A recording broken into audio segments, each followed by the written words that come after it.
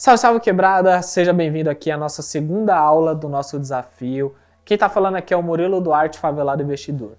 E continuando aí, né, sobre o primeiro assunto que foi abordado na nossa primeira aula, sobre como que eu quitei uma dívida de 20 mil reais em apenas 12 meses, ou seja, um ano.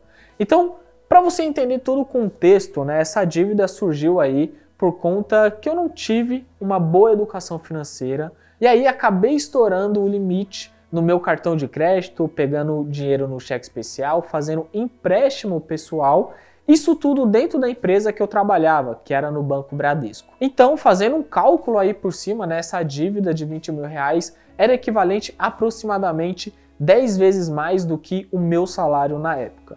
E justamente os passos, né, que eu apliquei, a metodologia que eu executei para quitar essa dívida foi fazer mais dinheiro, renegociar essa dívida e ter paciência, tá? Foram esses três pilares que eu apliquei durante esses 12 meses para quitar essa dívida. E quando nós falamos aqui, né, sobre o primeiro pilar que está relacionado a fazer mais grana, fazer mais dinheiro, por que eu utilizo o termo fazer mais dinheiro e não ganhar mais dinheiro? Ganhar remete àquela pessoa que ganhou algo sem fazer algum esforço, né? Então não dedicou ali nem 1% da energia dela para ter aquela grana. Agora, quando nós falamos sobre fazer mais dinheiro, remete justamente àquela pessoa que se dedicou, que se esforçou e conquistou aquele dinheiro, certo? Então, quando a gente olha também no aspecto de ganhar dinheiro, nós sempre lembramos aí da famosa Mega Sena. Pô, aquele moleque, aquela pessoa, aquela mulher ganhou na Mega Sena.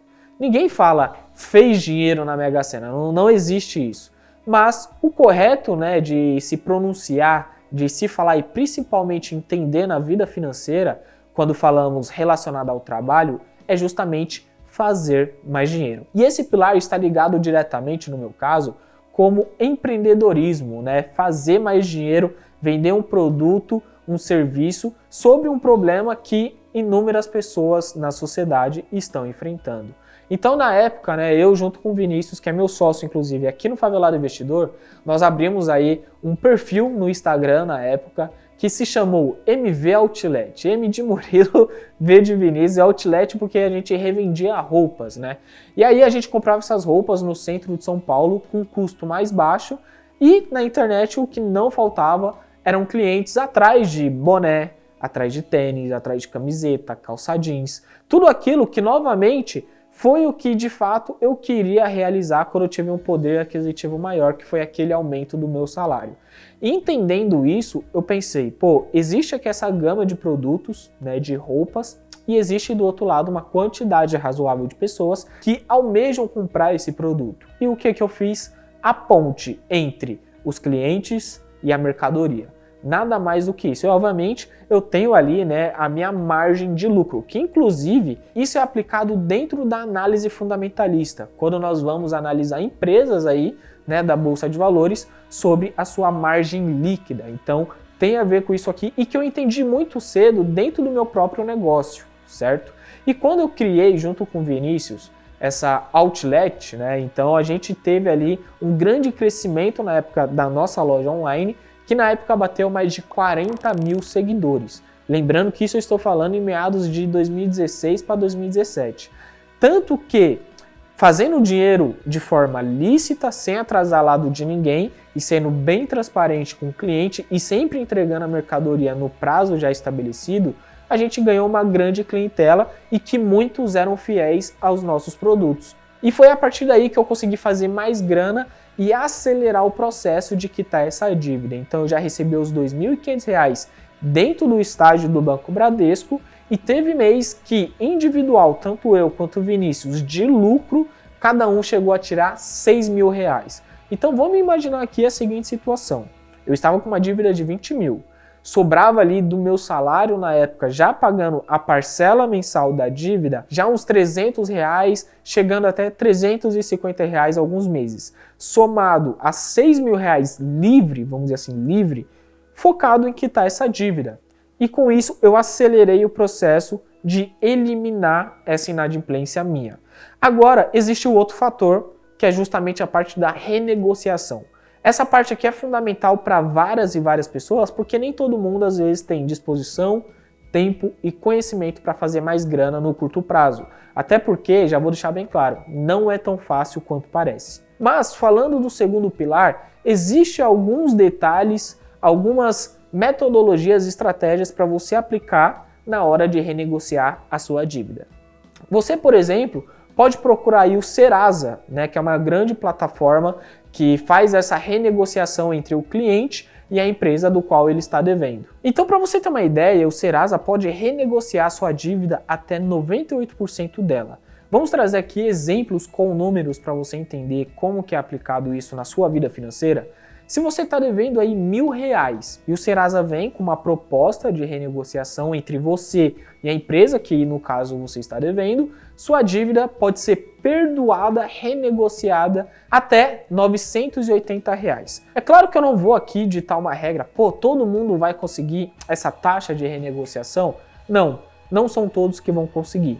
Mas, em média, 40% até 60% você consegue renegociar. E muitas vezes com taxas de juros menores e num prazo que você consiga pagar e que a parcela cabe no seu bolso. Aqui você entendeu justamente a primeira etapa de fazer mais grana e a segunda etapa de renegociação. A terceira, que eu vejo que novamente, sempre quando eu toco nesse assunto, as pessoas erram. Hoje o brasileiro, não só o brasileiro, para a gente não ficar muito fechado aqui, mas o ser humano como um todo, ele é muito imediatista. Tudo ele quer agora. Se ele quer perder peso, ele quer agora. Se ele quer ganhar peso, entrar no shape, quer agora. Se ele quer ficar rico, ele quer agora, ele quer pra já. E a vida não funciona assim. Eu costumo trazer aqui uma analogia que quando você tem uma semente de uma árvore, a árvore pode ser a mais maravilhosa do mundo, a que dá os maiores frutos. Quando você coloca ela no chão, você planta ela não vai ali erguer naquele momento, ela não vai nascer, não vai dar os frutos naquele exato momento. Ao contrário, você tem que ter a constância, novamente aqui essa palavra, para ir em tempos regando aquela semente para ela crescer e assim dar frutos no futuro, certo? E isso vale para a vida, desde o momento da nossa carreira, desde o momento do nosso dinheiro e desde o momento até de construção de patrimônio, certo? Então, a partir do momento que você tem essa consciência, você tem essa clareza sobre quitar as dívidas, ter a paciência, a sua vida financeira já está melhor do que 70% da população brasileira. Que novamente eu trago aqui esse dado para você se recordar e não esquecer. Você quer fazer parte dos 70% ou você quer fazer parte de pelo menos 1% da população brasileira que investe todos os meses e que vão ter ótimos resultados no futuro? É isso aqui que eu ensino para você. É isso que eu ensino dentro da comunidade Favelado Investidor. Os melhores métodos, as melhores analogias, os melhores ensinamentos, não só do Murilo Favelado Investidor, que hoje, na minha carteira pública, que eu mostro no meu canal do YouTube, eu tenho mais de 95% de rentabilidade dessa carteira pública, que conta desde antes mesmo da pandemia. Então, eu passei por um momento de crise, eu tive ali o controle emocional sobre a minha parte financeira e principalmente a clareza e estratégia para o longo prazo. Isso tudo é aplicado e ensinado dentro da comunidade Favelado Investidor. E continuando essa parte de longo prazo, paciência e constância, eu apliquei isso dentro da minha carreira profissional. Quando eu já estava ali no Bradesco, estava renegociando e a partir do momento que eu quitei essa dívida, eu pensei o seguinte: eu não estou aprendendo mais nada aqui dentro. Eu tinha um salário bom, eu trabalhava apenas 6 horas por dia, era meia hora de caso ao contrário do cartório, que eu demorava entre 2 até 3 horas para chegar no emprego, e não pegava tanto trem, tanto metrô, comparado o meu percurso ali para chegar no Bradesco. Só que eu não estava aprendendo mais nada. E é aí que você tem que ter a visão de longo prazo. É aí que você tem que ter a paciência e constância nos seus estudos e na sua evolução. Foi aí que então eu pedi demissão do Bradesco. É isso mesmo que você está pensando. A sua reação deve ser: mano, como que você pediu demissão de um dos maiores bancos da América Latina? Eu sei que sonho de muitos, às vezes, é trabalhar no banco. E tá tudo bem, cada um tem seu sonho. Mas uma coisa que eu priorizo na minha vida é justamente essa questão de evolução constante. Eu não estava aprendendo mais nada. Inclusive, eu chegava lá em torno de 11 horas da manhã e saía às 5. Todo o processo de trabalho, que a média dos funcionários ali, os colegas de trabalho, demoravam em torno de 6, 7, talvez 8 horas para realizar todo aquele processo, eu fazia no máximo em 3 horas e meia. E o restante eu ficava meio ocioso, porque eu já entendi como que funcionava o processo. Eu pedia mais trabalho, mais estudos, até mesmo relacionado à cultura do banco, à história do banco, porque eu almejava, sinceramente, ser presidente do banco. Só que eu pensei de uma seguinte maneira: eu consigo ter o meu sucesso financeiro, o meu sucesso na minha carreira, em outra profissão ainda envolvendo, de certa forma, o mercado financeiro. Porque era algo que eu já estava apaixonado. Desde 2015, quando eu comprei meu primeiro livro, Tesouro Direto à Nova Poupança. Ali eu me apaixonei pelo assunto. E foi então que, com as experiências dentro da empresa, certo? Eu chegava e perguntava para um colega: pô, como que você cuida da sua grana? Como que você investe? E um colega, um amigo, dentro do banco, me falou o seguinte: pô, Murilo, eu faço capitalização. E ainda tentou me convencer, se liga nessa história, e ainda tentou me convencer de pegar a minha grana, colocar em capitalização, porque segundo ele, por eu ser funcionário do banco, eu tinha uma rentabilidade anual de 5% ao ano. E aí eu pensei, pô, mas não faz sentido se naquela época, né, o Tesouro Selic estava rendendo 14% ao ano, por que eu vou deixar meu dinheiro com pouca liquidez, que é aquela facilidade de resgatar, né, de sacar aquela grana, em, teoricamente, entre aspas, um investimento, porque capitalização não é investimento, mas por que eu vou deixar minha grana aqui, sendo que não vai render nada de acordo com o cenário econômico hoje? E aí, não satisfeito, eu perguntei para outra colega de trabalho.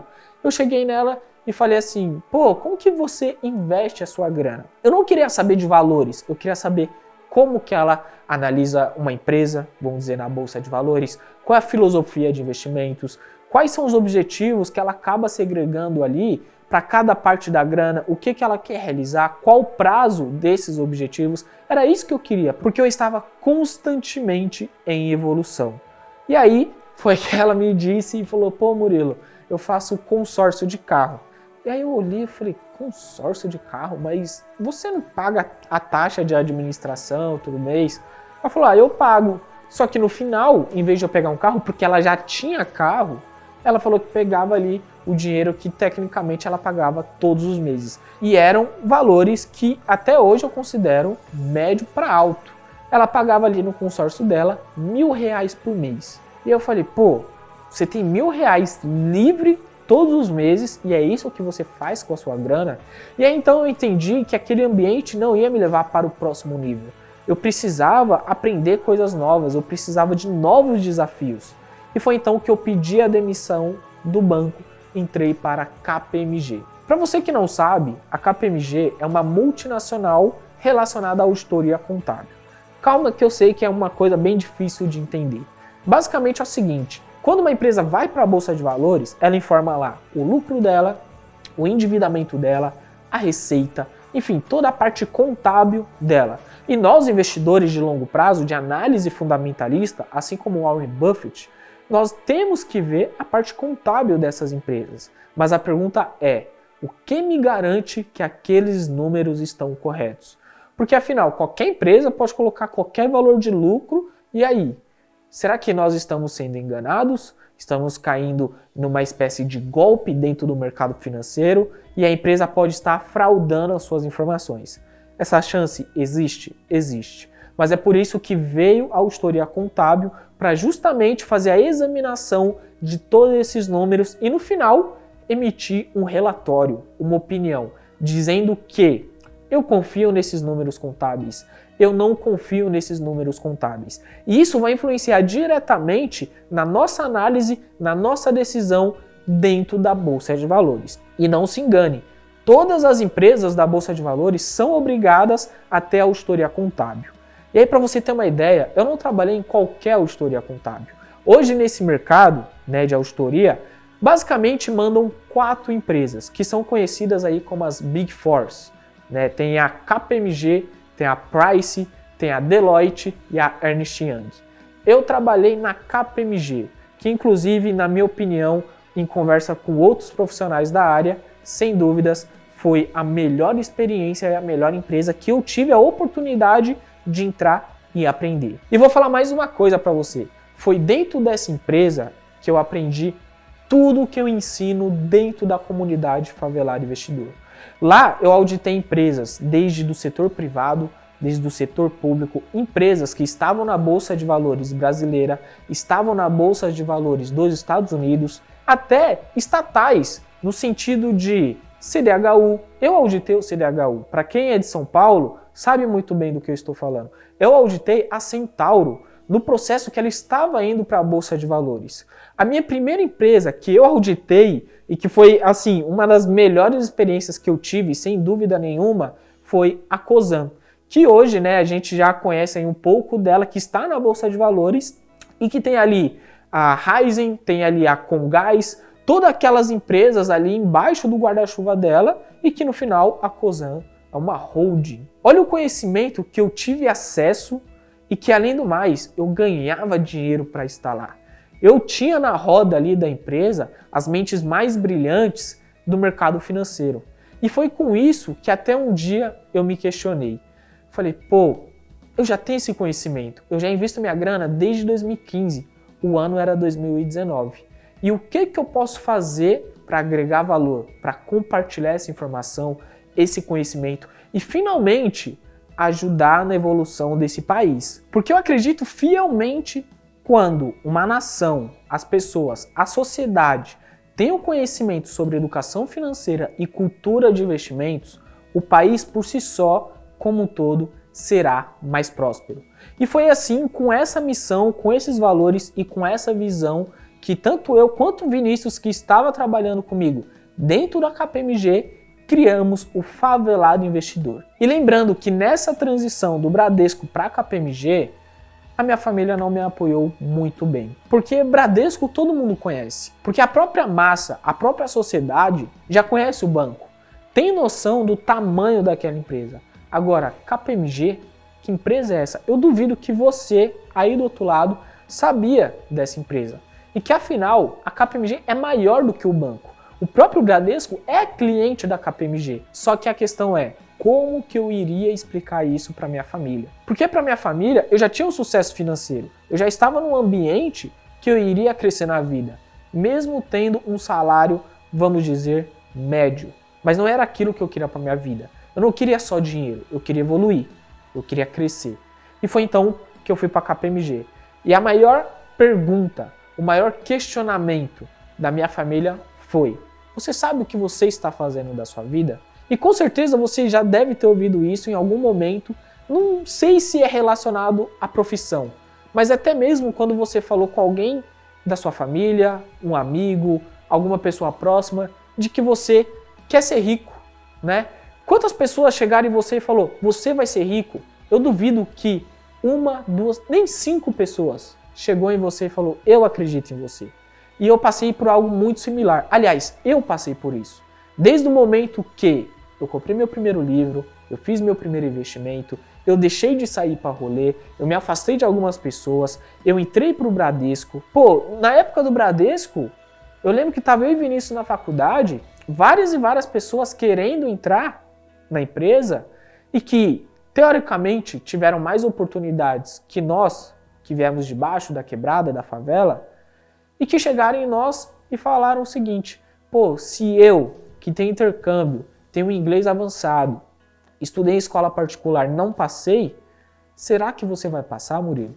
E mais uma coisa, esse foi um dos motivos que me deram mais combustível de seguir em frente e não provar para aquela pessoa, porque eu não tenho nada para provar para ela.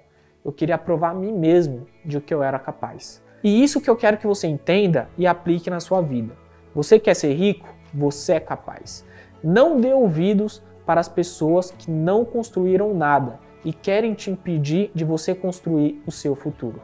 E, por último, eu quero que você entenda também, de uma vez por todas, que o segredo é a constância. O foco é no longo prazo. Não existe dinheiro fácil, você tem que plantar todos os dias e isso é aplicado dentro da sua vida financeira. É só você entender, por exemplo, como funciona a fórmula de juros compostos. Lá temos algumas métricas, entre elas os juros, que seria a sua rentabilidade, tem o capital, que é o dinheiro que você investe, tem a constância de aportes, ou seja, você só vai aplicar uma vez ou 3 vezes, né? 3 meses, 4 meses, 5 meses, um ano, quanto tempo? E principalmente o tempo, o período. Até quando você vai deixar esse dinheiro investido? Você tem que usar todas essas métricas a seu favor. E sinceramente, as que você consegue controlar é o tempo e os aportes mensais. A rentabilidade, muitas vezes quando nós falamos inclusive sobre bolsa de valores, ações, fundos imobiliários, até criptomoedas, a rentabilidade não está no seu controle. O valor inicial está no seu controle, mas muitas vezes você não consegue ter um aporte muito alto. Você consegue ter um aporte, mas não muito alto. E aí o que você deve focar é constância nos aportes, o segredo é a constância, e tempo nos seus investimentos, foco no longo prazo. E é assim que você vai conseguir a sua riqueza financeira. Isso aqui é matemática, isso aqui é fórmula. Não é algo que eu estou inventando. É só pesquisar aí depois desse vídeo. E ao contrário do que muitas pessoas imaginam, que primeiro tem que ter um grande conhecimento sobre ações, sobre bolsa, criptomoedas, tem que analisar, tem que fazer valuation. O ponto aqui que eu quero que você entenda é de onde eu vim e onde eu estou agora. E que a dificuldade, ela é temporária, ela é passageira. Eu sei que muitas pessoas que estão vendo aqui esse vídeo, essa aula, estão passando por um momento de dificuldade. Um momento que não sabe qual decisão tomar na sua vida para ter um conforto melhor, para ter uma qualidade de vida melhor. E eu vou falar para você, eu já estive desse lado. Eu vim de baixo, eu vim da quebrada, eu vim da favela. Eu sei o que é estar dentro de um ônibus, dentro de um metrô, amassado às 6 horas da manhã. Eu sei o que o maior desejo muitas vezes é só chegar em casa e dormir. Às vezes não tem nem energia para sequer tomar um banho. Você quer chegar na sua casa, olhar a sua cama e descansar. Só que eu vou falar para você, novamente, esse momento de dificuldade, ele é passageiro, ele não é eterno. E falar para você que na próxima aula eu vou trabalhar mais a questão da acessibilidade relacionada ao mercado financeiro, porque para mim os investimentos são para todas as pessoas. E se você curtiu aqui essa aula, faça que nem fez na primeira aula que eu pedi para você, chegue lá no meu Instagram e comente o maior aprendizado que você teve nessa aula aqui de hoje. Porque lembrando, essa aula só vai estar disponível até amanhã. Fechou?